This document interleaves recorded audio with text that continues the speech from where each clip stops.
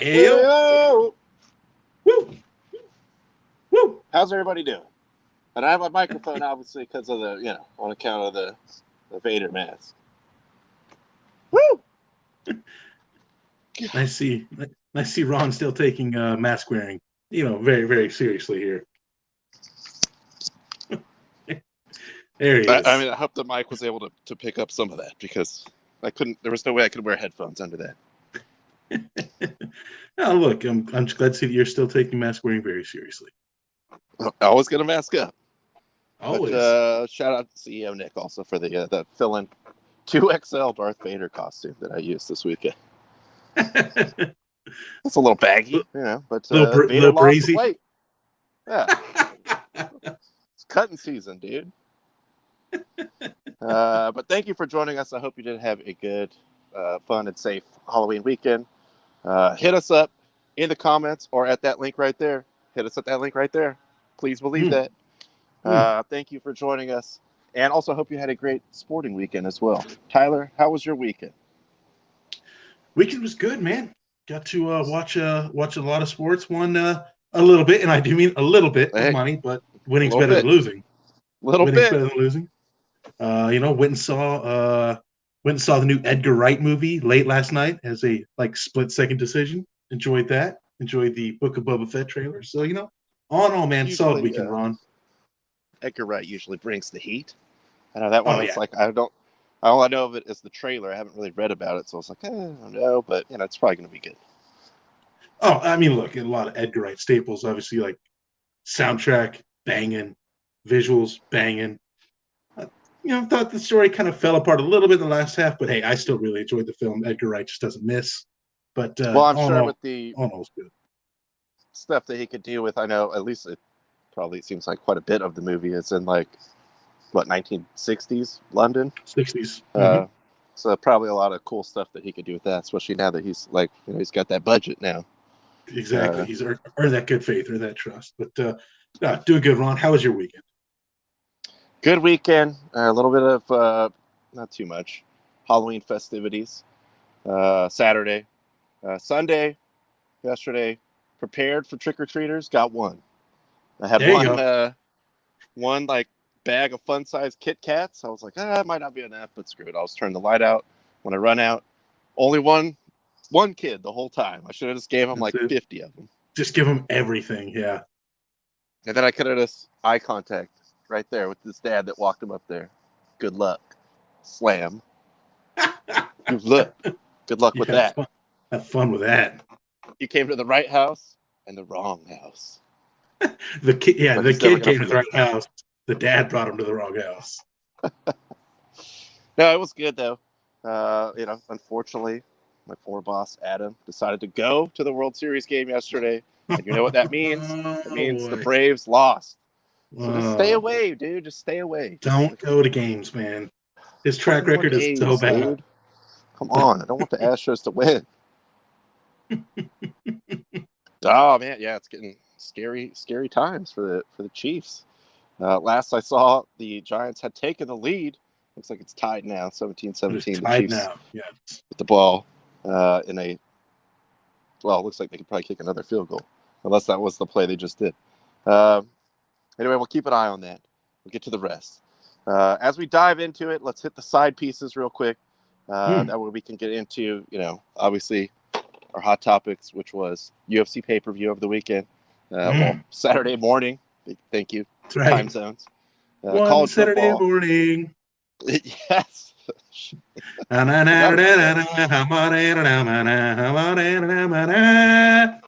Saturday morning. And, of course, the professional football. We'll go with that. But let's fire up the side pieces. Let's get right into it.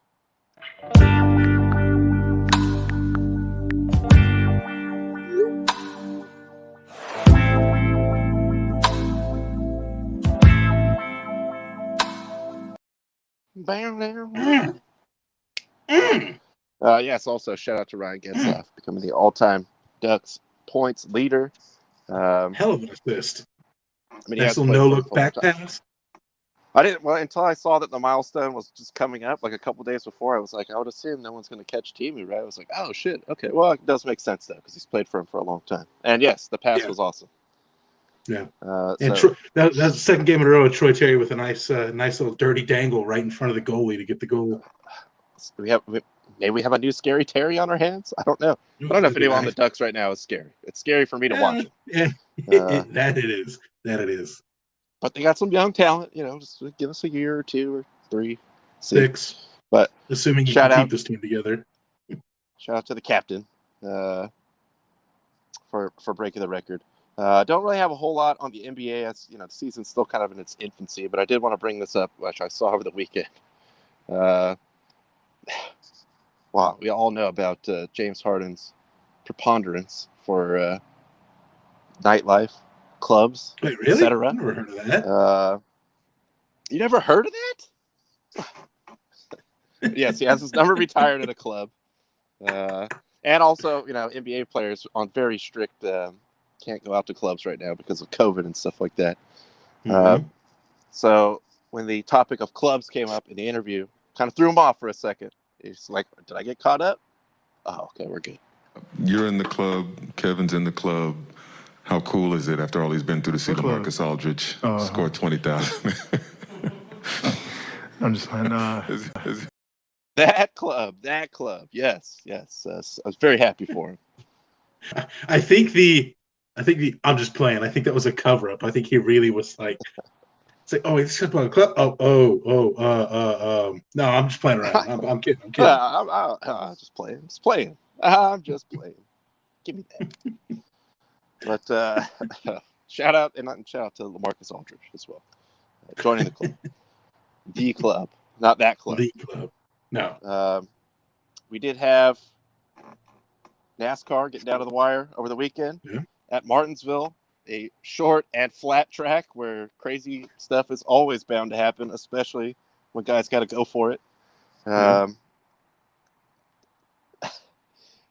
highlight of highlight, low light, just bizarre. I've never seen this ever happen before.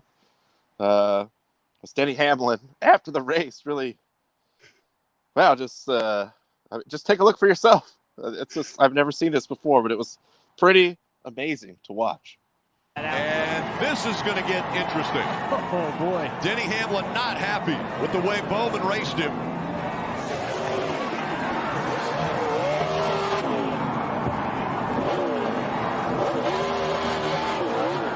Hard, Denny. Big, hard. Big picture here. Big picture.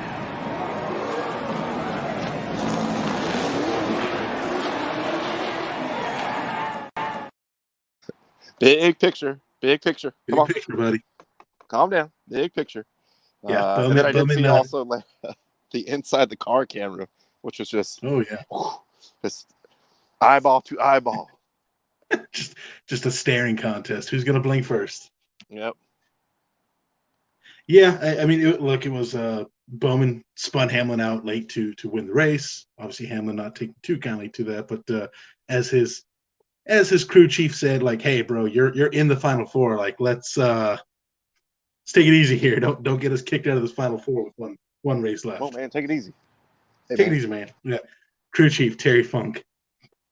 I don't want to see another one of these. Terry Funk, always the voice of reason. Bowman's not even in the playoffs. Everything y'all do to your bodies with these cars. Thank you for saying what needed to be said. Well, he's still in there. He's still in the Final Four. He's in the Final Four. Just right there at the bottom. But hey, it's go for it time. It doesn't matter. I mean, yeah, everybody's at the same point. So it's just whoever wins, whoever finishes in front of the other three in this race at Phoenix this weekend is going to be the champion. You can see the odds there. Larson, obviously, the heavy favorite based off the year he's had. I mean, look, I was like, hey, plus 800 for Hamlin. It might not be bad, throw a couple bucks on that one. Yeah. Or even Truex, might as well. And look, go 850. Like, he's only one of 4 people that has a chance to win it. I guess someone's got to win it, right? So and then watch him just crash on like the second lap. Well, that's the funniest thing about this race is every year they've done this, it's always convenient that because everybody races, but the only ones that matter are these four. But it's always the four finalists always happen to finish 1, 2, 3, and 4. It's kind of weird how that happens. Yeah. Almost. I don't know. Something to be said about that. On to the kicking kind of football. To have some Premier League action. West Ham. We call it soccer here in the land of Nations League champions. Thank you. That's right. Also, shout out to Mexico finally getting a fans ban after decades in the making. I was like, CONCACAF, man, they said they were going to do it. They aren't going to do it. They finally did it. They finally did it. How far do you have to push CONCACAF to actually inflict discipline? Wow, man, get it together over there. But yes, unfortunately, I was riding with the Greek. I had the parlay up to plus 7,000 off the Greeks picks. Arsenal beat Leicester, unfortunate, and Brentford goes down to Burnley, also unfortunate. There's not what I expect from the once proud organization that is the Brentford Bees, but they'll be back. They'll rise again. But I will say this: Jaime was not feeling Liverpool this weekend. Boom, called the tie. He called the tie exactly. Nailed that one. Also, Crystal Palace over Man City. Did he call that one, or did he call a tie for that one? I can't remember. He might have called a tie. I think I did too, because I think in the first one I picked Crystal Palace to win, and I was like, wait, I have to go back and watch the tape. So I did a second one. I mean, these are like $5 parlays, but paying out healthily at plus 7,000. So I just want to make sure I had it correct. So that way, if it was correct and I had the wrong one, I would be pissed. So it's like, all right, I got to double back here and make sure. But Crystal Palace, wow, big win over Man City. Yeah, it was a weird game. I mean, I went back and kind of watched the condensed version of the game afterwards. Just kind of seeing, Man City. Well, the first goal was really weird. Palace just kind of ran right through City's defense, which that just doesn't happen. Like if City does one thing, they defend. Then one of their players got a red card at the very end of the first half, so they kind of put a man behind, and Palace scored a goal pretty late to kind of seal the deal. But weird game. I don't expect that to happen to City again. In fact, whoever plays them next week is probably going to feel the wrath of it. So, sorry. I wonder who that could be. Yeah, I don't know who that is, but I'm sure it's a team that is everything is going perfectly fine for them. A loss to City a lost City won't hurt them at all. They'll be fine. On the next one, I think the Greek had this as a win for Newcastle, I believe. I don't know. He did. All right. Well, we were really pushing it. We were pushing the envelope. But I like the bold strategy by the Greek. It's a bold call. I will ride with the Greek again. Don't worry. I have not forsaken you, Greek. Oh, Sage won. Yeah, unfortunately, Reece James happened to see what Jaime said and was like, "Oh, fuck this, man! I'm gonna." No. I think James had 2 goals in the game, so it's like, "Oh, all right." He saw the picks. So, I mean, once it goes out, it was tearing up social media. It's like, everyone, come on, trail us, come on with us on this ride, plus 7,000. Woo! But Chelsea, no, clearly the superior team. I don't know what the deal is, because all this, obviously we're West Ham fans, and imminent, perhaps, purchase of the team by a extremely wealthy dude coming in. So now you're seeing all the numbers of what teams are actually technically have the most money resource wise. Newcastle is double everyone. So I don't know who owns that team, but it's a company that is pretty much anything popular in the world. This company has at least partial stake in. So we're talking trillions of dollars. Where so it's they're just we'll just buy Newcastle. Why not? Just throw them in there too. Which is really funny because obviously they can't do anything. They have to ride with the team they have now. So there's a good chance they just spent all this money only to watch Newcastle maybe get relegated, and then they're gonna just buy everybody. Be like, hey, come on over, let's go. We're going right back up with our guys. We got our guys in there. Southampton goes on the road, takes out Watford. And then, Justin, Spurs, man, it just looked bad. They are bad. They are so bad. And then the fallout. Okay, so look, everyone was rooting for Man United because you got to keep Ole in there. Like it's better for all of us. Ole in. Yes. The league is better when he's in there. Come on, it's better for everyone else's team, not for Man U. But a huge. Hey, he's still got a job. Still got a job in the morning, kind of win. Unfortunately, this was El Sacico. So yes, yeah. As you can see, this is how everyone else in the league feels about the current manager of Man United. Protect him at all costs. But the one guy in the back there, as you can see by the kind of right there by the back left tail light, he ain't make it. Nuno is gone. Definitely odd, I guess, to give him the contract that they gave him because it just kind of seemed like for what Spurs tries to do, and they have definitely more money than like Wolves and stuff. Not the style that they're going for, and I mean, obviously not the results either. But hey, he's gone. That means he's still getting paid. That means he ended up getting paid £1.4 million for each of his 10 games running the team. So look how happy he is when he goes back to his crazy dungeon or wherever that he lives. That's a crazy looking man. Yeah, just real weird situation. Like, Pochettino kind of brought them to the glory that they had a few years ago. They got rid of him just because he couldn't get the trophy.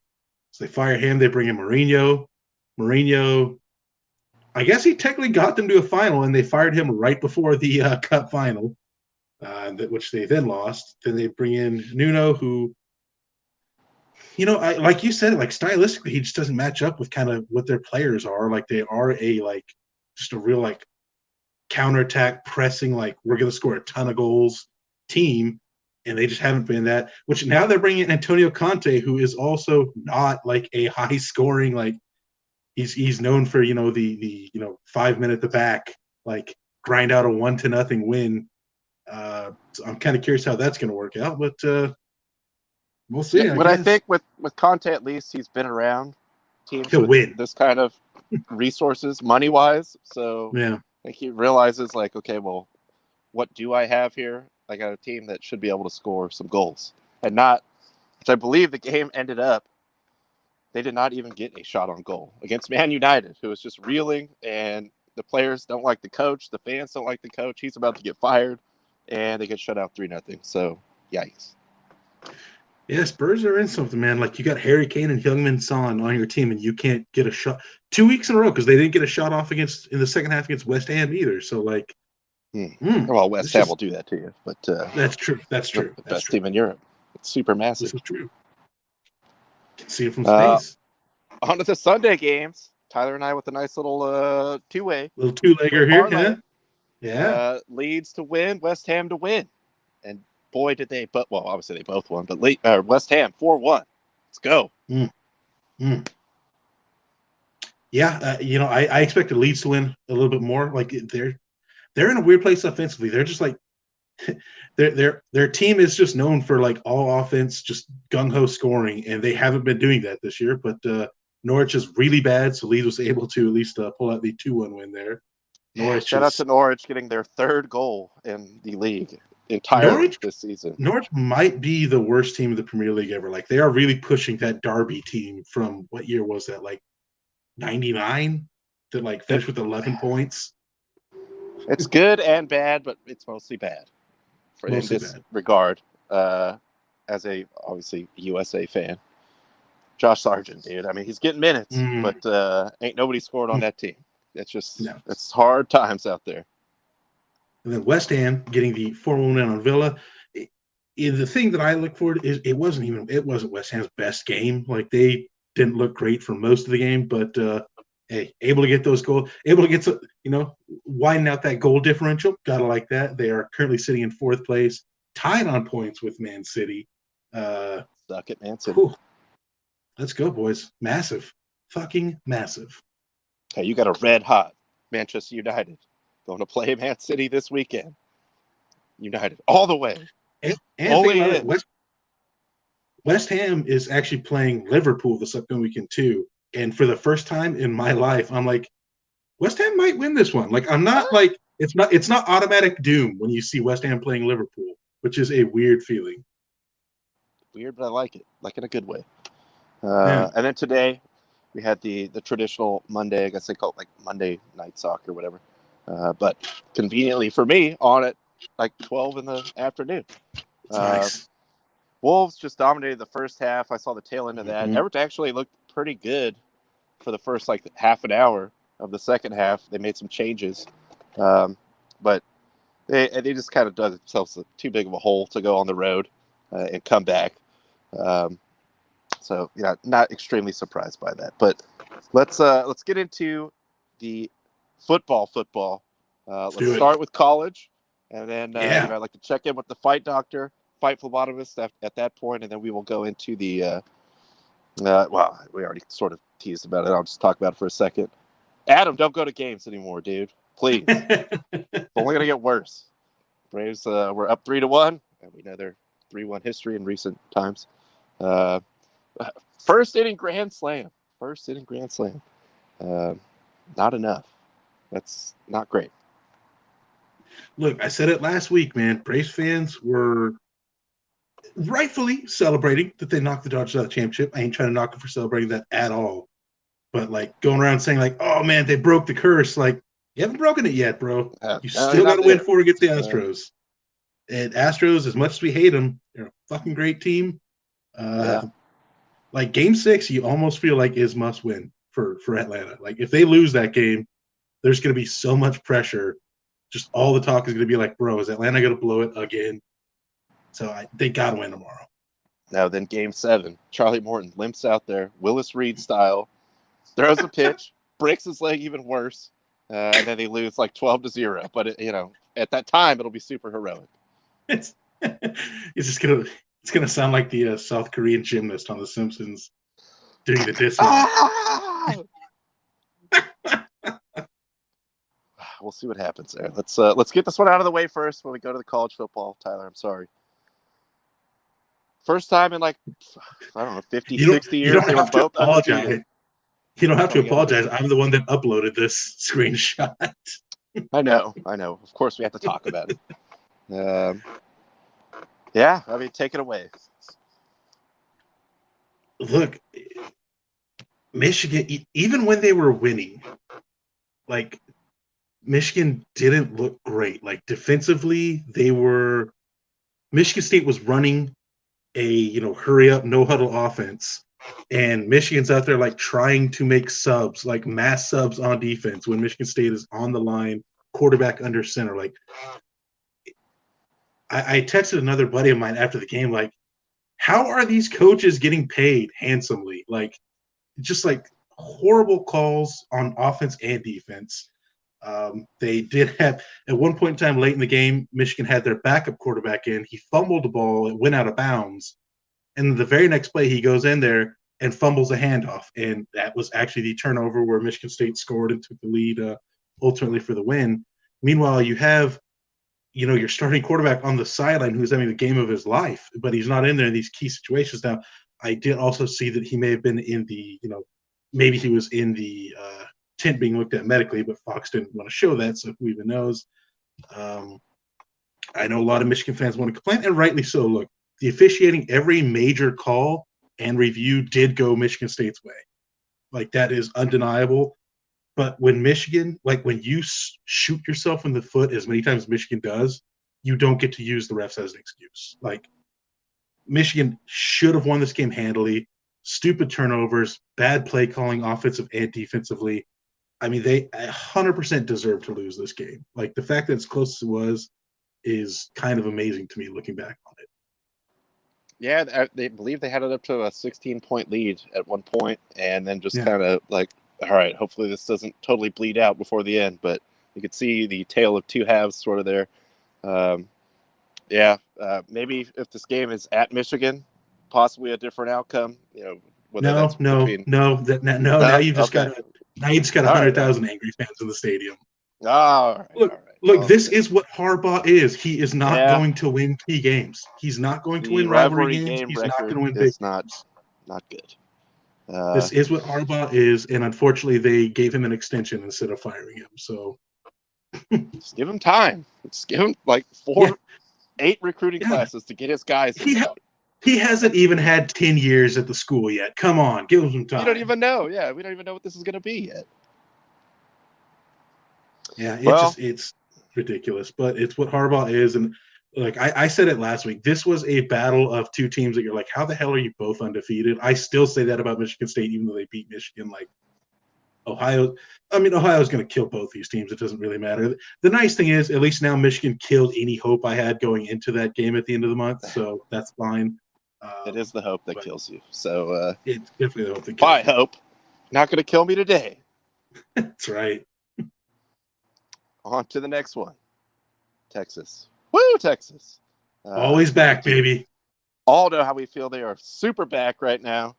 Always. This is as back as they have been in a while. With this crazy propensity to blow games in the second half and fourth quarter especially. The 21 unanswered points at one point in the second half. They broke the streak. They got that field goal. But there you go. Wow. Yeah. This is not good. Not good at all. Yeah, you got to imagine the big boosters down there in Austin are already looking at a buyout for Sark because Sark the Shark. Ooh, three in a row, 3 losses where you blew double-digit leads against. I mean, maybe you wouldn't have said at the beginning of the year, but against probably the 3 best teams in the conference: Oklahoma State, and Baylor. Whew. I just repeat, have fun with that SEC schedule in a couple years, boys. And the weird thing about that stat that you just mentioned is, you'd probably say, those probably are like the 3 best teams right now in the conference. But the fact that they had pretty decent leads on all 3 of them and didn't come out of one of those with a win. So I don't know. I mean, everyone becomes one of the best teams in the league after they play Texas. So that's true. That's true. We'll see where this season goes from here. On to the next one. RIP to the undefeated San Diego State season. Tyler and I, just for the record, both called it. Fresno State, they live to kill dreams. That's what they do. That's right. Yeah, I mean, look, honestly, even the 10-point differential, I think, doesn't say how bad San Diego got beat in this game. Like, it was just from the get-go, Fresno State just dominating. Like, San Diego State, they still have a really good defense. Credit to them. Their offense, not good. That's every year for San Diego State. Yeah, that's true. Fresno, I still don't know how they lost that game to Hawaii. Maybe it is just, that 5-hour flight. You kind of maybe get, thrown off by just the beautiful atmosphere around there. I don't know. But Fresno State now with the inside track in the Mountain West Division, looking to get their way into the championship game here. And on to the last one, just because it was the baddest bitch of the weekend in college football. Tyler, because I clearly was not watching this game, but I did see what happened after the fact when Tyler and friend of the program, No ID Justin, pointed this out to me. But Tyler, if you just want to walk us through how sad this was for the wagering community. Yes. So the final play of the game, Clemson is up 24-20. Just the lines of the game, Fresno State were 9.5-point underdogs. The over/under, I believe, was 26 or 27, or excuse me, 46 or 47, something around there. So last play of the game, Florida State looking to win the game, so they are going for the Hail Mary. The quarterback fumbles the ball, gets sacked, fumbles the ball. Clemson player picks it up and runs it into the end zone, thereby giving Clemson a 10-point win, going over the 46 or 47 on the final play of the game, on a play that really meant nothing for Clemson because they didn't need the score. They won the game already. But as we always say, look, good teams win, great teams cover. Clemson covered, right? Hey, in a simpler time, before all this NIL money, maybe that guy just trips, you know what I'm saying, and falls down, like knowing what the stakes are. But now this guy's probably got a car dealership sponsoring him. He's got shoes. I don't know. He's housing it straight to the house. Yeah, for sure. So, yes, that final play went from Florida State covering the 9.5 to not covering. So, real bad beat. I saw the BR betting, and I believe I think Barstool guys were like that, like that ruined their day. Like they were tweeting about it the rest of the day, just being pissed about Clemson with that backdoor cover. Well, anytime there's a bad beat, and especially it comes down like to the very end of the game, you always got to think about like how many millions of dollars just changed hands right at that one moment. So yes, people are going to be upset. People are going to be upset. You know, I didn't even see it. Maybe I'll look into that later tonight. But I didn't see what the what the money flow was for that. I don't know if a lot of people were taking Florida State at plus 9.5. Because look, let's be honest, Florida State's not good, but Clemson's not either. So that 9.5 probably seemed like a pretty good bet, really. Yeah, I would have went with that for sure. But probably would have taken the under too, because both these teams suck. Both these teams' offenses suck, so the under probably seemed like a guarantee as well. Oh, I've already had a couple Clemson unders this year that have hit as part of parlays that did not hit, but Clemson unders usually pretty solid. And instead, their defense gets a, to them, meaningless last-second fumble recovery touchdown to hit that over. Wow. Hey, probably good for that guy getting something on tape. He's probably getting that's true. Something for his Mel Kiper profile. As we move forward, and we'll see if we do have the Fight Phlebotomist on the line here available. But we do need to check in with the Fight Doctor. As I mentioned, we had a UFC pay-per-view Saturday morning because of, not Fight Island, but, this relationship with the Middle East that Dana is working on. So we had a pay-per-view there, and let's just fire up the Fight Doctor and let's go through it.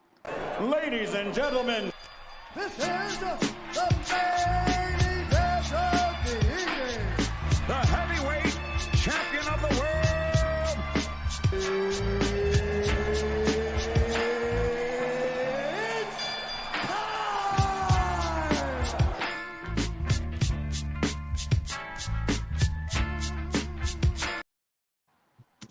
Woo!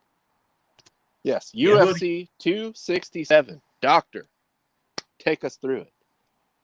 Yeah, so we did have, as Ronnie said, UFC 267, where the main card started at 11 in the morning. I did just see. We did just get a notice from the Fight Phlebotomist. He'll be joining us in a little bit, so he unfortunately might miss this section, but that's okay. But yeah, so we did have a nice early card. Look, I said it on Friday. This card looked good on paper. I think, with the exception of maybe one fight, it definitely delivered. Lots of great fights here. We'll just go ahead and start with the main event here. We do have a new light heavyweight champion of the world. Glover Teixeira goes in and just absolutely dominates. Jan Blachowicz gets the tap out on the rear naked choke in the second round. I didn't see the fight going this way. Glover came out and almost immediately in the first round got the takedown on Blachowicz and pretty much just laid on top of him for 5 minutes for the entire first round. You could see Blachowicz was already breathing heavy. He was a bit gassed. He was frustrated. Second round, they come out. They keep it standing a little bit. Blachowicz gets a couple good shots in. And then for some weird reason, I still don't know why, like while they were standing, he tried to go for a Kimura on Glover and then tried to pull guard on him. And at that point in time, it's like, oh, you're screwed now. Like Glover is an amazing at Brazilian Jiu-Jitsu. He was able to get the full mount on Blachowicz. Blachowicz rolled over. Glover grabs the rear naked choke, and Blachowicz had to tap. Look, credit to Glover, man. Like he looked awesome. That definitely the first round had a huge impact. Blachowicz just being exhausted from having Glover on top of him, being frustrated, had no idea what to do, and we now have the second oldest UFC champion in history, only behind Randy Couture, who was, I believe, 45 when he won the heavyweight title. So Glover, we'll see what he does. There's talks he may retire. He may look for another fight. Who knows? But, good story for him. Obviously, a real good guy. Blachowicz, he'll be fine. He'll bounce back. He'll learn from this. Maybe he'll get another title shot. Who knows? Or he'll probably have to win a fight or two to earn it. But, hey, good for the new champ, man. Yeah, not the outcome that I was expecting either. So also, sorry to the phlebotomist. I know he is partial to Jan, but he's got to go back to those hanging forests and work it out. Punch dance out his rage. That's right. We did have another title fight here, the co-main event for the vacant interim bantamweight championship. Had to be fight of the night. I mean, just absolutely amazing fight. Petr Yan gets the unanimous decision over Corey Sandhagen. I thought Sandhagen fought a tremendous fight that against probably anybody else he wins. But Petr Yan he's something completely different. He's an absolute Terminator, like just eating all these shots and moving forward the entire fight.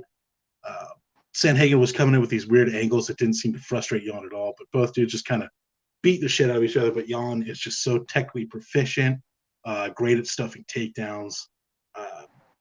Deserved win on his part, but just an absolutely outstanding fight for both guys. As you can see there, both guys, is the heat map of the weekend for sure. Spicy. Yeah, just a truly awesome fight. We'll see if Petr Yan. I mean, I imagine he's looking to fight Aljamain Sterling to unify the two belts, determine the true champion. But we'll see him there. But no shame for Sandhagen. Again, I thought he fought an absolutely amazing fight. It's just one of those dudes that even if you fight your best, he's just that much better. He's just the best. He is the best. Your best is not his best. Yeah, absolutely. So, again, I'm kind of intrigued to see what happens because there's a little bit of a logjam at the top of the bantamweight division. So, interested to see how that plays out here. Going to the next fight, we have a lightweight battle here. Islam Makhachev, who you can see took pretty much no damage here against Dan Hooker. Hooker didn't even take that much damage himself, but it was a pretty quick fight. Makhachev getting the quick Kimura submission win there. I actually thought he was going to break Hooker's arm because he had that thing bent backwards like crazy, and it didn't look like he was going to tap. He finally did. Makhachev, dude's a problem. I mean, look, he is Khabib's disciple. He fights very much like Khabib did, and we all saw how dominant Khabib was at the light heavyweight division. So Makhachev going to get into the top 5 now. He's probably 1, maybe 2 fights away from getting a title shot here. Just absolutely dominant victory that Khabib would probably exactly how he and Khabib drew it up. Yeah, I think pretty much. I believe this is like kind of exactly how you called it before the weekend. Makhachev he's too good, and yes, these Khabib disciples are just freaks. Hooker is like a fun guy to watch, but this was just also just leads to a funny heat map too, right across the middle. Yeah, just all on the arms. Like I said, I genuinely thought he wasn't going to tap and his arm was going to break because that was a deep Kimura. But so thankfully that fight did end without saying something terrible. Next fight. So this was definitely the lone, kind of bad fight on the main card here. Alexander Volkov getting the unanimous decision over Marcin Tybura. It was a fight where Volkov looked okay. Tybura looked like he gassed out before the first round ended. So then it just kind of became 10 more minutes of, him just sucking wind and kind of surviving. Yeah. There's not much really to say about the fight. Again, Volkov looked fine. Not great, but fine. Tybura just looked gassed. And, just kind of a heavyweight slog. One of those fights you worry about when you see 2 bangers at the heavyweight division. Well, yeah, I didn't even see this one. So had promise coming in, but if you see like a heavyweight just like clearly like, oh, dude, he's like can't even get his breath right now. Sometimes it does happen with these big guys. So next fight here, the dominant return once again. Couldn't even tell this is a heat map. When you look at Khamzat Chimaev getting the rear naked choke submission, actually choking Li Jingliang out. Jingliang did not tap. I mean, what else can you say? This guy's had 4 fights and he's been hit once. And when he was hit, he actually had a guy's back, and the guy just kind of like threw a blind overhead punch that happened to connect. The fight opened up with, Ron, do we have that video of the very opening of the fight? We do have that video, and it is breathtaking and terrifying at the same time because this is like we were talking about like big time, major UFC fighters here. We'll see how it started. Li Jingliang in red, Khamzat Chimaev in black with an early shot. Oh, nice defense by Lee. Oh, nice job by Chimaev. Oh, my goodness. He's talking to Dana. Oh, my goodness. Bring me someone I can actually fight. Is this your best? Look, I've seen plenty of fights where, a guy will lift another guy up and maybe like carry him over to his corner so he can, hear his coach clearly. I've never seen a man lift another man against his will and have a conversation with the promoter while holding that man in the air and then slamming him down. That opened the fight. Like, what can you do? Like, look, Li Jingliang is legit. The Leech is a fun fighter. He's a problem for a lot of fighters because he's kind of crazy in there. Khamzat was just like, I'm just going to pick you up and, like, ask Dana how his day is going. Like, and then slam you in the head and then take your back and choke and put you to sleep. Like, Chimaev is unbelievable. Ended in the first round, as you can see. So you could just tell where it went from there. Look at the numbers. It was already just off to not a great start for the Leech, shall we say. And it just got worse. The choke out was kind of weird. It looked like he was trying to tap, but he was already choked out. Like, I don't know, it was weird. Yeah, that rear naked choke lasted longer than I thought because it was, Chimaev kind of had him. Chimaev was on his back and he had him choking, and then Lee kind of like rolled out of it a little bit, but then immediately got put into another choke. So, this is a dude that, like, people thought might be close to death because he had COVID at the start of the year. And now he just comes right back and chokes out a guy that, like I said, he's a problem when people fight him. Like, Li Jingliang is tough to fight. And Khamzat was like, no worries. It's fine. I got him. I'll finish him in 2 minutes. Well, and plus, just given his track record, especially like when we saw last year, he's like, this guy's fighting like every 3 days, it seems like. Killing everyone. As Tyler pointed out, only been ever hit with one significant strike in his UFC career.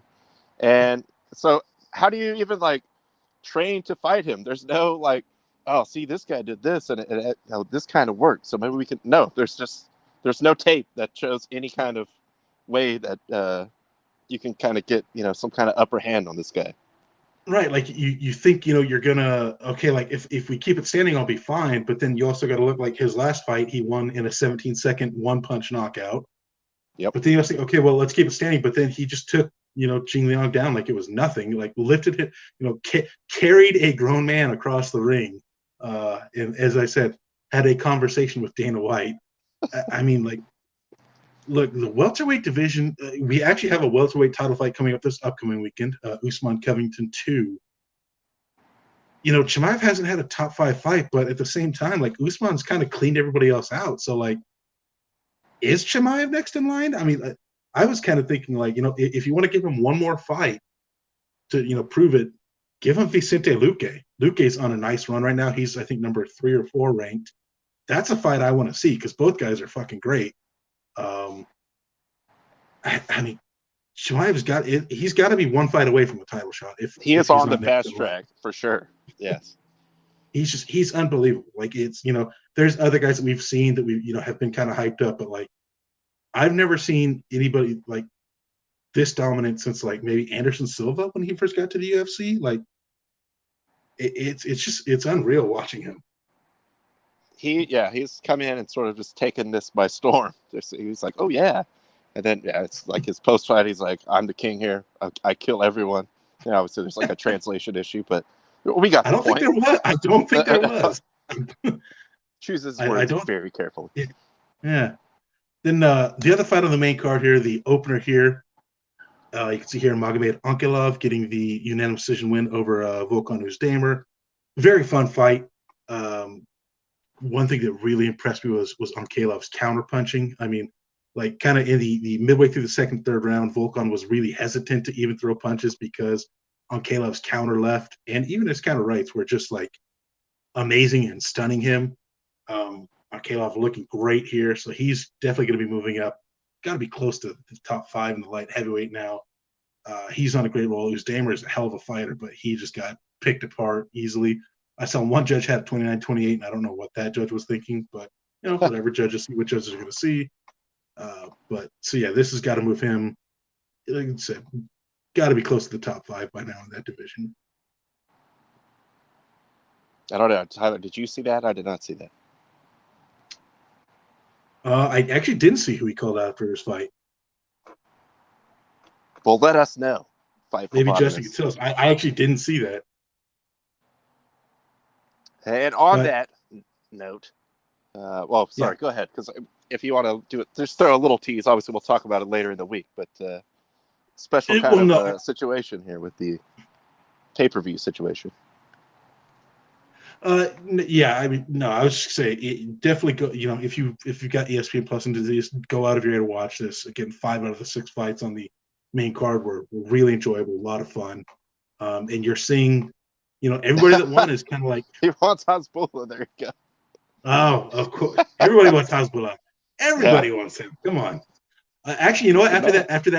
After that kick that he threw and that that crowd scuffle afterwards, I don't know if anybody wants him. That was a pretty solid left kick to the body. One of those classic, ringside scenes that you hate to see at a big fight night. Come on, guys. But no, I would definitely say, go out of your way to watch this because, again, all the people that won, like, these are guys that are going to be at least in the top 5, if not fighting for championships over the next couple of years. So go out of your way to watch this. Hell of a card. But yeah, looking forward. Of course, this weekend we have a pay-per-view coming up. We'll talk about that on Friday, but a pay-per-view with 2 title fights. So that'll be exciting. 2 pay-per-views in a row. They haven't done that in a while. Well, he's got to fulfill his, Middle Eastern obligations, and then boom, bring it right back to the state. Well, I think this weekend, it's in Jersey. Yeah, this one's at Madison Square, I think. Oh, that's right. You're right. MSG. It is MSG. Back to back. Gotta love it. And just wait. Maya will just take a fight and appear there and just fight somebody on the undercard. Just because he likes to fight. This guy just likes to fight. He loves to fight. Hey, you play too much, dude. Dang, chill. I don't want to fight him. I know that for sure. Hell no. Insane. On that note, let's fire up the football. Another action-packed week. I want to see if we can we're efforting to get No ID Justin here on the program, so we'll see where he's at. Let me fire the banner back up as well because this graphic has room for it. But yes, NFL weekend, bringing into the program on the Bruce Smith Celebrity Hotline. No ID Justin. Justin, how was your weekend? How the hell you doing? My weekend was good. Obviously, capped by an amazing Sunday night performance by everybody's new favorite quarterback. Well, it was the week of the backup, as you can see by the title. By the way, Cooper Rush, contract year. So those teams out there that are looking for a guy to build the franchise around, he probably will be available. Well, there's definitely some teams that Carolina's going to be calling, I'm sure. Yeah, phone's ringing off the hook already. Well, and real quick, fun fact, I tweeted it out. I don't know. I haven't really seen anybody else pick up on it. But Mike White, the guy that won for the Jets, I know we'll get into that. Mike White was drafted by the Cowboys in the 4th round the same year that Cooper Rush was signed by the Cowboys as an undrafted free agent. So both of those guys started their careers very different paths, but with the same organization. And for both of them to come up with huge wins, it's full circle, baby, full circle. Mike White, any relation to Danny White? I mean, possibly. That would James White? That would explain why he was drafted and then promptly put forth no effort within the franchise. But who knows? But it was. It is Monday. Mike White and Cooper Rush, top 5? Question mark. Top 5 QBs of all time? Absolutely. You just take that question mark right off right now. Yeah, you put an exclamation point at the end of that. It's been 35 games in a row since the Jets have had a 400-yard passing game. That speaks for itself. I think it's even longer than that. Wasn't Vinny Testaverde the last one to do it? Dang, Vinny. How short-lived was the Bengals, America's team celebration party? They're coming back, dude. Someone had to take over that spot from the Browns, and the Browns are way worse than them. This isn't a loss for them. It's a lesson. So that's right. Get out of the way early. let's move on to the games. I'm actually, if you gentlemen would indulge me, I'm just going to get out in front of this camera thing now and like reset it. If you guys can just get me to like the first 1 or 2 games while I do that. Oh yeah, leave us with the good games. Thanks. Yeah, dude. I mean, look, I'm being nice here. I'm giving you guys like the real stuff. All right. The real stuff, yeah. So I guess I take it we're gonna start with the Carolina Sex Panthers from Odeon and the ATL Falcons. This was one where I believe I was on Carolina and you guys were both kind of leaning towards Atlanta. They were playing a lot better coming into this game, but it just goes to show you can't trust the Falcons. That's true words. So. Yeah, I mean, this is we don't have to spend much time on this one. We'll give him his time to get back in. But, yeah, this was a pretty I think I spent maybe 45 seconds in total of attention that I spent watching this game. So, yeah, I mean, there wasn't much exciting about the game. Really kind of the big news coming out of it was actually somebody not even in the game, Calvin Ridley, announcing that he is going to be taking some time away from the NFL. He definitely had high expectations this year with Julio leaving. Now he's kind of like he is the big number one, and he announced that he is stepping away from mental health issues. So that was really the big story out of this one because there wasn't much to talk about as far as the on-the-field play. Yeah, that's how bad they are. Calvin's like, I got to step away. He's like, I can't be near this. Come on, let's get some help out here. But yeah, so look, Carolina gets to right the ship. Good for them. Atlanta loses again. But yeah, I don't think there's anything you can really say about either team that we just didn't already know. And then I guess moving along to Miami Buffalo, this I guess was expected. Miami might very well. I know record-wise it's clearly the Lions, and we'll get to them momentarily.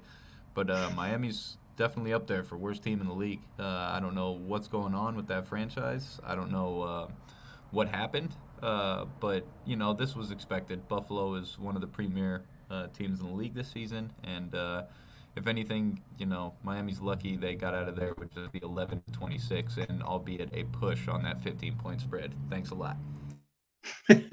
Yeah, that kind of is the big story. It's just that Buffalo didn't – I expected Buffalo to win this one pretty handily. And they did, but 15 even seems like it's kind of low for Buffalo. You maybe expected their offense to crank out 30, 40 points. Miami, 11 points. That's about the most you could hope for them, especially against this Buffalo defense. They're just, man, they're in a bad way. Obviously last year was some sort of a weird fluke year for them, getting all the wins that they got. But Buffalo's starting to, I guess they're not really pulling away in the division because New England's starting to win some games. We'll get into that. But, Buffalo's clearly the class of the division right now, and Miami is got to be at the bottom with the Jets, I guess.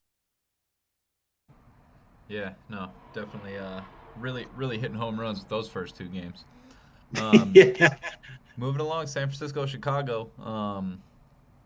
Again, this was one where we saw, I know Justin Fields had the highlight going around making the runs where he absolutely had San Francisco's defense looking stupid, just ridiculous.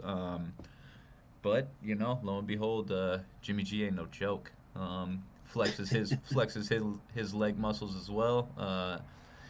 Gets a couple key runs, including the touchdown run, and San Francisco comes out with a victory. Yeah, I kind of thought Chicago was going to win, and I definitely didn't expect it to be with as much points as this. Kind of at the halftime, I know it was a little bit closer, a little more low scoring. I kind of expected that to carry through, but then both offenses kind of showed up in the second half. San Francisco showing they're not completely dead. I mean, compared to the top 2 in the division, they are pretty much dead, but I guess they'll still be fighting for a second wild card spot or the third wild card spot, I guess. And Chicago is going to continue to struggle and just hope that Justin Fields can really develop into something. Looks like we got Ronnie back here. No, now that we're getting into the better games. Well, I know he was rushing back because he loves nothing more than covering a Steelers victory. That's one of Ron's true. favorite things. Oh yeah, did we already? Go ahead. Yeah, done no, talking we're about on that? that game. You can lead us into that. No, we just finished Pittsburgh San Francisco victory. Chicago, so this is all you, buddy. All right. Well, the Browns suck anyway. LOL Browns for just, man, it was like, I feel like it was just like a comet, you know? Everyone was all on the Browns. It seemed like it wasn't that long ago. And now it's all falling apart. I did like, I didn't like anything that the Browns did. It was terrible. And the Steelers aren't even that good either. But I kind of, going into this, was going to think about like betting on the Steelers because it just seems like a game that they would win. Just like, dude, all right, Cleveland's kind of reeling. It's a classic game. Like, watch Pittsburgh just like end up backing their way into winning the division or something. It's gonna make me so sad. But yeah, just terrible. 15-10. Cleveland, you suck. It's over, dude. Forget it. It's over.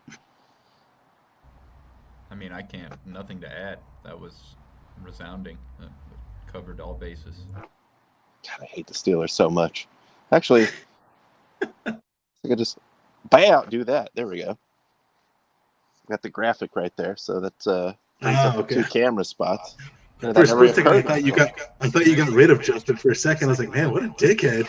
No. Can I just tell you that I've honestly been waiting for you to do that for about 6 weeks now. So I'm glad. It just never occurred to me till now. I was like, wait, what am I doing? Week 8, we're rounding into playoff form. Talking so bubble of Dak Prescott. That's good. That's all he was doing Sunday night too. Was talking. For some reason, wearing the headset, mind you. Now, granted, he didn't go full Russ Wilson and go out there knowing he wasn't going to play and going through full, huddle. I see he's still out there doing his little pelvic thrust run around. Oh, I feel like that was just. And that's just for the lady. That was gamesmanship too. He was letting him know on the other sideline, like, listen here, Mike Zimmer, I'll come out here and twist these things on you and go for 500 if I want. Just saying, I could let these go if I want. Look at these. You look. These hips don't lie. But then he tapped Cooper Rush on his way to the sideline and said, handle my light work. All right. I set you up, playa. It's all you. But, yeah, leading into Cowboys' rival, Eagles, I mean, hey, they're back like Texas. Eagles growing the roots, dude. Keep the roots growing. Unfortunately, it appears that Dan Campbell and the Lions organization unveiled literally every trick in the bag last week and unfortunately had nothing for the Eagles. They got ran all over. Just defensive miscues. I mean, it was awful start to finish. So, yeah, it's tough being Goff, I believe, with another 4th down throw out of bounds, which he's had, 2 or 3 already this season now. Yeah, it's getting hard times, dude. We all love Dan, but what else can he do? He cried after the game. He called Goff out, did the trick play game. Where else do you go from here? Yeah, I absolutely thought this was going to be their first win of the year, and turned out to be the exact opposite. They must have thought they had a bye week because Philly's not good. Because Philly's not good, and Philly beat the absolute dog shit out of them. So yeah, the only place to go is up, right? Good job by Philly, though, barely covering that 3. Just narrowly. Just backdoor cover. Well, I'll say this: best job by Philly, getting the over by themselves, pretty much. True. Yeah.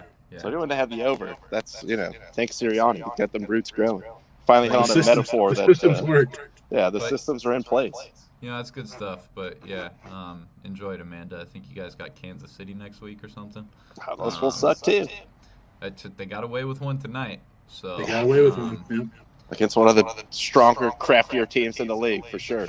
But let's go into the next game. Let's talk about one of the upper tier, upper echelon teams in the NFL. I'm talking about your Houston Texans, ladies and gentlemen. That's right. Backdoor Brandon Cooks cover revenge game. Give it to me. Great teams cover. You see the response that the Rams had to making the drastic move today to go get Vaughn because they were like, what the hell? The Texans covered against us? No, man, no. And, yes, that was the news today. They did trade for Von Miller. So, yeah, that's going to be cool for everyone else, having Donald and Von Miller coming at you all game. Almost feel like Brandon Cooks just walked to the sideline and he just tore into everybody. Like, I hate it here. I hate you all. Just give me the ball. I'm returning punts. I'm returning kicks. We're doing onside kicks. We're covering the spread. I'm making my money. I'm getting the hell out of here. Brandon Cooks revenge game backdoor cover. Listen, I hate you, and I don't even know your guts. That's the starting left tackle, dude. You see him all the time. I just got here. What's going on? Yeah. I don't even know you, and I'm sure you're a jerk. You're a jerk. But also, another big splash move. He's taking the next chapter. Want to hitch his wagon. The hardest road. It's the hardest road. He just had to grow. He felt like, there's no more growth in Brooklyn. Kyrie's situation's getting tough, so he's got to take that next step. So shout out to KD. So sorry, the Rams traded, it was a second and a third in next year's draft? Yeah. So they don't have a first, second, or a third round pick in next they year's hate draft picks. No, I mean, yeah, they've already traded every first round draft pick till I think 3087. So anybody in our age bracket, I've ran Madden Dynasty franchises the same way that the Rams have been running for the last few years. When you get your team like right there to the competitive level, you don't really there's no point in drafting and developing at that point. So what you do is right before the deadline, you trade off all your picks that are going to be useless back end of the round picks anyways, and you bring in bona fide talent. And then you just find ways to work the cap and make it work. So they've just, I think what's most impressive is the longevity at which they're doing this. Normally this catches up with you, and I'm sure eventually it will. It's going to catch up to them. The Buccaneers are doing something similar, albeit not trading draft picks as much as they are just restructuring and backloading contracts. Didn't Denver do this when they had Manning? They kind of did a similar thing, and now it's definitely caught up to them. Yeah, it's gonna happen. So we'll see what kind of real genius Sean McVay is when he's got when he's fielding 9 XFL players and shit. It's dude, that's the next guy's problem. So I'm gonna be coaching USC by then. Yeah. So, but yeah, good on the Rams, but even better on the Texans for that backdoor cover. That was amazing. Get these despicable games out of my face. Because that was getting super blowout territory, and they were still glancing Texans scored. Oh, they scored again. Just occasionally it would pop up. Not even when they would go live to it, just here's what we just missed in the Rams-Texans game. Just adding a couple more points. Oh, shit, they might cover. Still feeling good about that Matthew Stafford for MVP ticket, I mean, how crazy is the NFC, though? I was pointing out to somebody today, it's the Packers get smashed by the Saints week 1. The Buccaneers barely beat the Cowboys week 1. The Rams smashed the Buccaneers. The Cardinals smashed the Rams. It's just all these. The Cardinals lose to the Packers without 3 wide receivers. It's there's flaws on all of them, but there's literally 6 teams in the NFC where it's just okay, you could make an argument for any of those 6. Mm-hmm. And it's going to be a fun second half of the season for sure, man. You're right. It's 6 really good teams, but then there's also going to be a 7th team that gets that last wild card spot that's just going to get smashed in the first round. That's where it gets interesting. Moving on. I'm looking at you. Maybe Seattle or. I don't know, dude. I don't know about Seattle. I mean, good job. We'll talk about you in a second, I guess, because we have to, because you're on the thing. But I mean, that was the worst game. The game I cared the least about, maybe in the last several years, and it played out. Well, not exactly, but I knew the Jaguars were going to lose, and then the end was hilarious. But anyway, moving on. Tennessee, man, Indy was giving them a hard time at the beginning. I had Tennessee in a parlay, which they did end up covering, but the bigger fallout, Derrick Henry, possibly gone for the year. Linebackers and defensive backs are celebrating right now. Yeah, please. They have families, so they don't have to deal with that anymore. But we all 3 of us were talking about it earlier. All indications are they are going to have Adrian Peterson probably starting very soon. Yeah, so don't celebrate too much, DBs and linebackers. Yeah, but he's 1,000 years old. I know he's a physical freak, but still. But I agree with both of you gentlemen. Dean Vrabel, it's too late to change it, man. We just got to do the same thing. We're going to run the Derrick Henry offense with the AP in there until he dies or we win the Super Bowl. Over under 400 carries for AP before the end next of week. Next week over. Yeah. I mean, he's got to be rested up. No, I do. I think, I mean, in terms of like what you want from the back, you couldn't ask for a better guy to step in. So just plug into that, yeah. Yeah, no, you're absolutely right on that one. One other thing we have to talk about. Oh, Tyler, you could go ahead. Oh, I was no, just I talking was about just this game specifically. Yeah, I was going to say, look, props to Tennessee, because that really for the first probably 3 quarters, it looked like Indy was going to cruise to a win in this one. And then all of a sudden you look up and you realize, like, oh, shit, Tennessee's just tied this up. Like, they're going into overtime. Like, oh, all right, well, hell. I feel like Ronnie just wants to focus on Carson Wentz's we have to talk about pump fake. We have to talk about it. Dude, okay. There's a lot of Carson Wentz to unpack here, especially at the end. Tie game. Minute and a half left. Probably throw that ball away, bro. Probably throw that ball away. But no. Flip it to the left hand. Lobs it. The rarely seen 2-yard pick six in a tie game with a minute left. So that was insane. They get the ball back, obviously. Throws another pick that's, reversed off of a penalty. And then takes them down the field with 2 classic, like Carson Wentz underthrown pass interference calls where the receiver has to come back and the guy just like rolls over him. That was like 4 minutes of peak Carson Wentz. Roll with me on this, okay? So stay with me on this. Carson Wentz is white Jameis Winston. I'm 100% with you. Yeah, 100%. No arguments here. They're the same guy, just different guys. Like one steals crab legs and grabs his crotch on the top of lunchroom tables. The other one like rides a tractor and hunts. You know what I mean? But they're essentially the same sprains both his guy ankles. when they step between those lines. That's why football's a great unifier. People from all different backgrounds, upbringings, whatever. But yet there can still be, even in the highest level, 2 guys essentially the same. Both can sling the hell out of the ball. Both are going to do some crazy, insane stuff that they should not do a few times a game. And, dude, that was breathtaking by Wentz. Both guys are either going to win or lose you the game. They're not game managers. They are gunslingers. Like, I'm putting them right there in the we were talking about Ole earlier. Football's better when Carson Wentz is in the league and not on my team. The league is better. You know the true psychopath of your fantasy league when they wind up with Wentz on their team. Had him again yesterday because Dak couldn't go. I didn't want to risk it. It's a true all or nothing play. It's like, man, like my quarterback's on a bye. I got to try something. Dude, that left-handed thing, I was like, oh my God. When I saw that, I was like, I didn't think we could get any more Wentzy than this, but we are there. He was going for his Jordan, switch hand layup moment. That's what he was going for. True, that would have went straight to the It didn't Hall work of Fame. out. Look, it's yeah.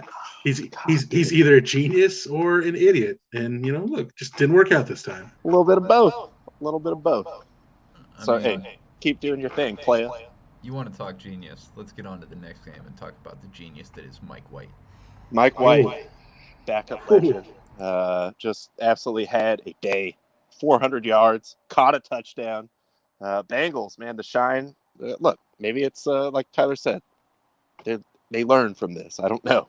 Nobody wants to lose to the Jets. Certainly only 2 teams have, and you're one of them now. So where do we go from here? So here's my theory on this one.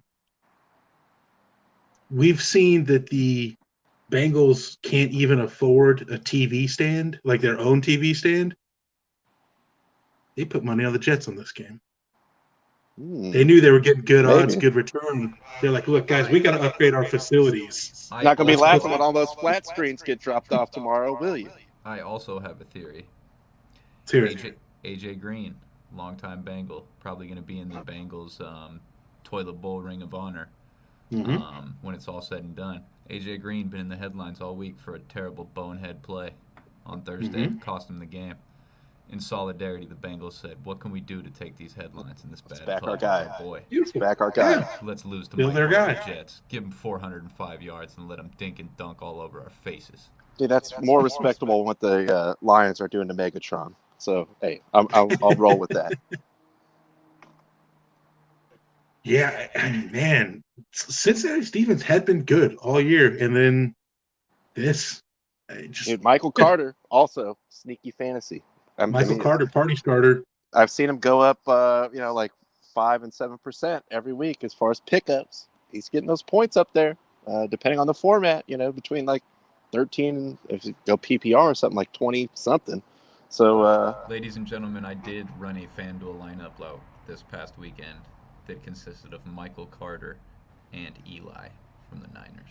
Hey, respect, dude. There you go. Michael Carter, dude, underrated gem. And now that he's got a real quarterback back there, watch out, because the powerhouse offense is about to be unleashed. I mean, and I'll going into this next game, I'll lead off and be brief. I mentioned on Friday that I was worried that the Chargers had porous run defense and the Patriots were going to dial something up. In no way did I see the Patriots putting up 27 and literally having one touchdown offensively, essentially. So, tough game, tough break. Staley and the boys will get back to it, and Bolts Cowboys Super Bowl. I mean, if you get there with 5 losses, it's fine. We'll be there with 2 waiting. Yeah, I mean, look, it was. I had said it on Friday. Like, I still think that Belichick versus. I know the whole thing is Belichick versus rookie quarterbacks. I still think it applies to young quarterbacks and also rookie coaches. His record against other rookie coaches is unbelievable. The Chargers offense the last few weeks, they look terrible against Baltimore. This week, the offensive play calling is really uninspired, incredibly basic. Receivers were dropping all kinds. Keenan Allen was dropping all kinds of passes, which you never see. Herbert had some really bad throws, couple picks. Like, one of them wasn't his fault. It got deflected. The other one, I don't know if Cook ran the wrong route or Herbert made a bad throw, but then Aiden Phillips got it and returned it for the touchdown. Just I was more mad about this game than I was the game against Baltimore. Baltimore, you just write it off as just one of those weeks, whatever. This one, they just look bad all around. So they got to get something figured out, because I still don't believe in New England. I mean, look, say what you will about Belichick's devil magic. That's a real thing, sure. That's proven. We all know about that. Like, when you look at New England on the field, there's nothing impressive, but they also just don't screw up. Like, it's kind of they're boring, they're basic, but they don't mess up. They let the other team make the mistake. So give them credit for that. But I'm still not sold on New England. With Chargers, man, wherever that offense was the first few weeks, it was exciting, unpredictable. Got to find that, because they definitely were not that this week. Belichick had a vision, dude. He saw it. And like you said, I don't know if it's just rookie quarterbacks, but I would extend that also to young quarterbacks with hype. He likes to, all right, I'm gonna give this guy a hard time. So whatever it is, he gets off on it. And by the way, before we transition, you gentlemen can take both of these next 2 games. I didn't watch a single snap of either one. All 4 of these teams blow ass. Yeah, the only thing I could say about the next one is LOL Jaguars going for the onside kick for some reason, and then that onside kick gets returned for a touchdown. I think that was the one play of this game that I saw. That was the only thing notable in this entire game. Geno, back there doing his Geno thing. Best quarterback out of 2011. It's the week of the backup quarterback. But, I mean, one of us 3 could probably take down the Jaguars. Wow, dude. And, yes, going for the onside kick. I mean, to a certain extent, it's like, okay, well, let's try it in the game, whatever. There could, in theory, be a game where we are close late and have to go for an onside kick. But the fact that it gets returned for a touchdown is it's very, very Jagsy.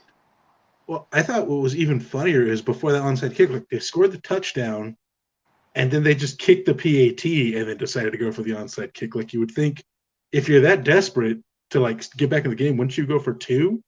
But they kicked the PAT and then onside kick that just gets ran back for a touchdown. Peak Jags. Peak Jags. Peak Jags. All right. Get them out of here. On to the next one. Oh, yeah. So it's also another classic. Wow. Just a stone cold stunner. The football team going up to Mile High. Like Broncos won. Send Vaughn out with a win. Their first win against a team that has a win when they played them. So congrats, Broncos. Making strides.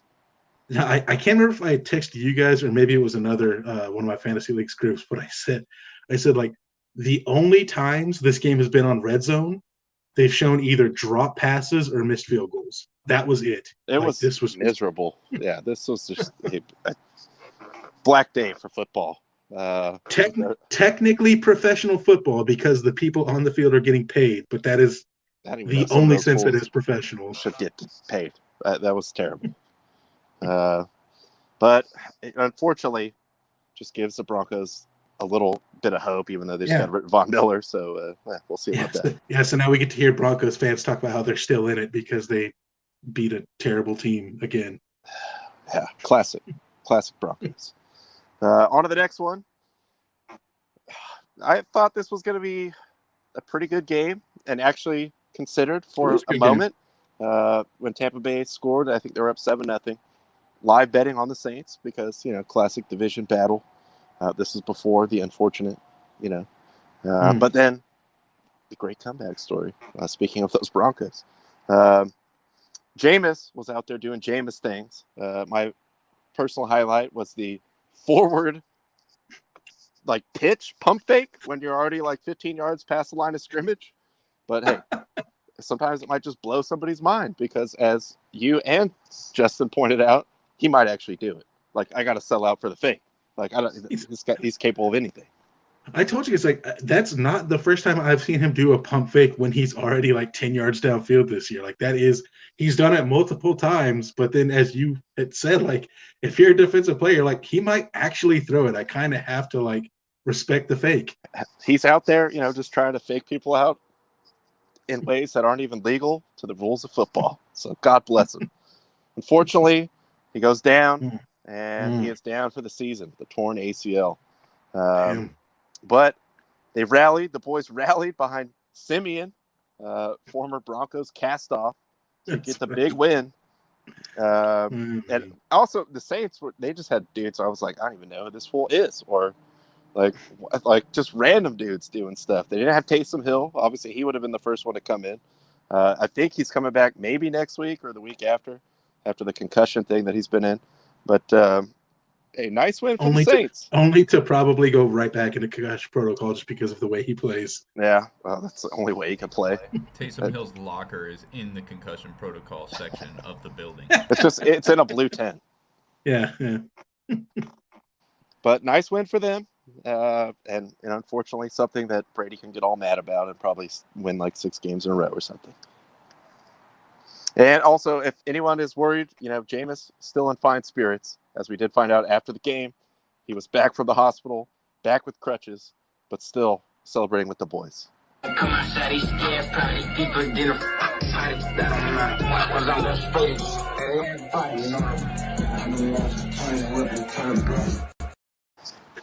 I think he's handling it fine.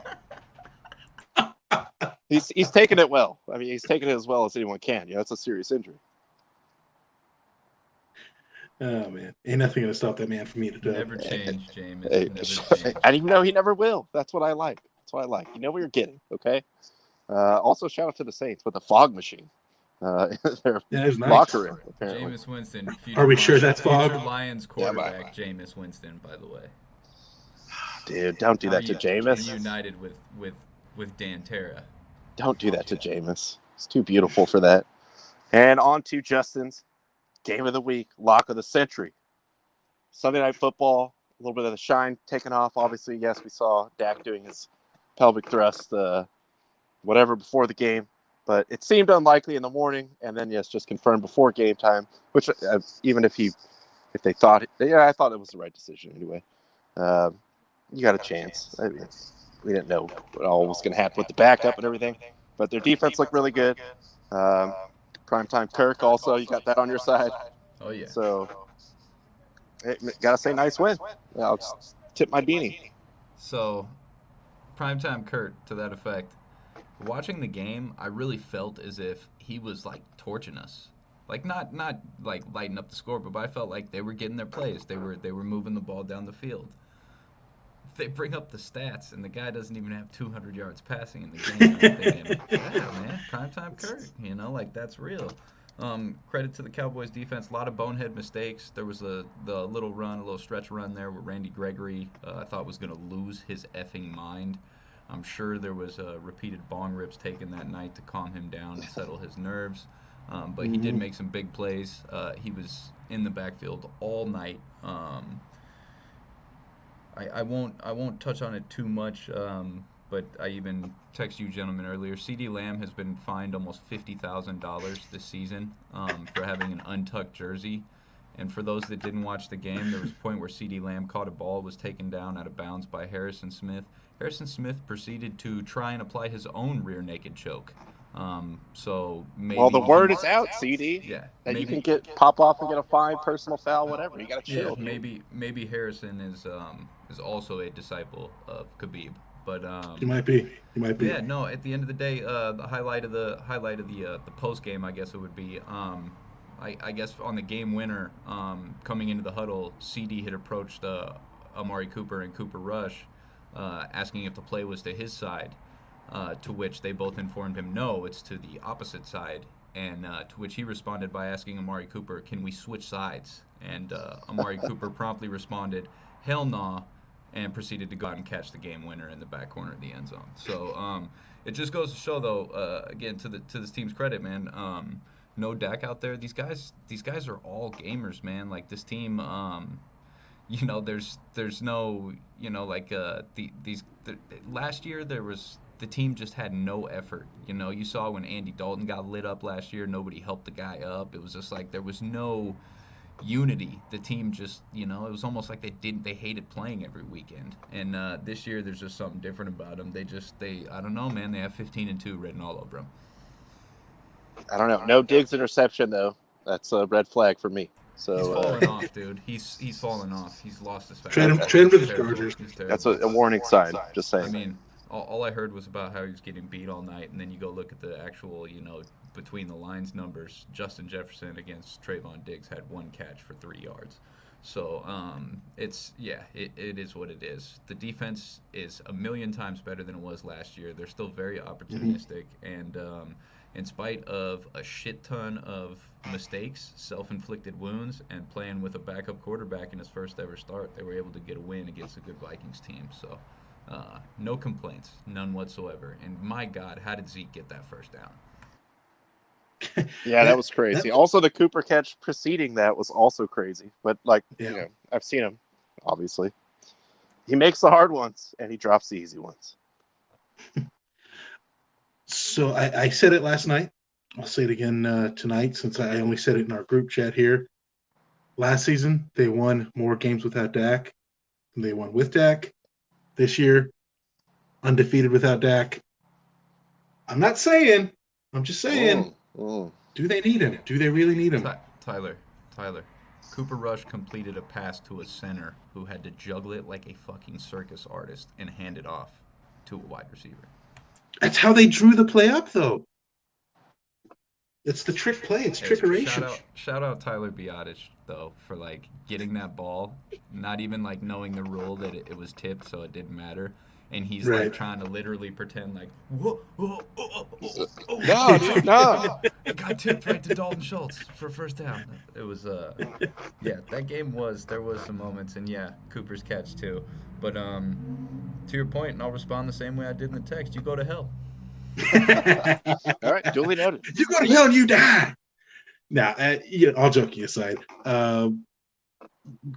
this was obviously a great showing by Dallas. The fact that you can get that win without Dak, I do to a point that Ronnie said earlier. It kind of made sense. If you didn't really have to go with Dak tonight, like if you lose this game to Minnesota, not the biggest deal, but it was also a game that you potentially could win because Minnesota is kind of up and down. But all credit to Dallas, man, pulling out the win. I mean, that Zeke play at the end again, that looked like a dad playing football in the backyard with his kids, just running people over to get that. They're like 6 guys, yeah. Yeah. So now, shout out Dallas, getting the win with the backup, man. Not easy to do, but win's a win, man. Also liked, I don't know if you caught that.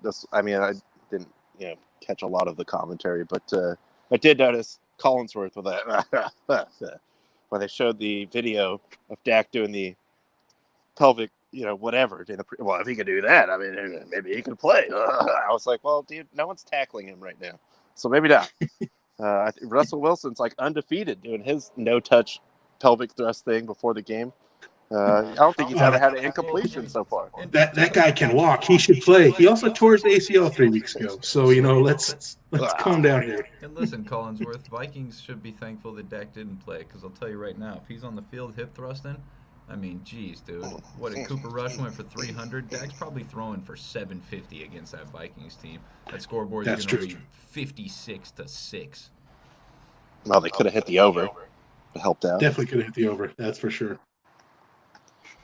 Anyway, don't take the over when Cooper Rush is a possibility, and primetime Kurt is a guarantee. Well, that is a guarantee itself to be true. Brandon Marshall's not even going to argue that one. Yeah, no, even Brandon's like, yeah, it's kind of guaranteed. But no, that's all we had. Good weekend of sports. Thank you, Justin, for joining us. Of course, Tyler. Hope you guys, as I said, had a good, safe, and fun Halloween and enjoyed some of the bevy of sports entertainment that we had over the weekend. We will be back with you on Wednesday, hopefully celebrating a Braves World Series. Adam, please don't go. That's all I have. Thank you so much for tuning in. Again, hopefully, as Ronnie said, hopefully you'll have a fun, safe Halloween. Actually, before we get out of here, I want to double check one thing, if my computer will allow me to do so. Oh, yeah, it'll allow you. 15-2. Hey, shout out also to the Giants for covering tonight. Covering that 10.5. Suck it, Chiefs. Barely beating the Giants. Get the hell out of here. Shout out also Peyton Manning for my dad's stud fees have gone up. Yes. That was phenomenal. I believe, sorry, my computer is being a pain right now. I believe we have Maction starting tomorrow. Maction is back. Yes. I wish my computer would cooperate so I can confirm that. But yes, I believe we have Maction tomorrow. So for all of you twisted college football lovers, yeah, we do. 3 games tomorrow. You already know. You should already know. Maction is where it's at. On the West Coast, 1 at 4, 2 at 4:30. We got Ball State going into Akron. Throw out the record books. Miami of Ohio going to Ohio. Another classic bloodbath. Yeah. And Eastern Michigan going to Toledo. Ooh, holy Toledo. So there we go. Maction is back. But yes, thank you all so much for tuning in. Justin, always a pleasure. Thank you for jumping on here. We will be back here on Wednesday. We love you guys. You know the drill. Keep the fire. Keep the fire.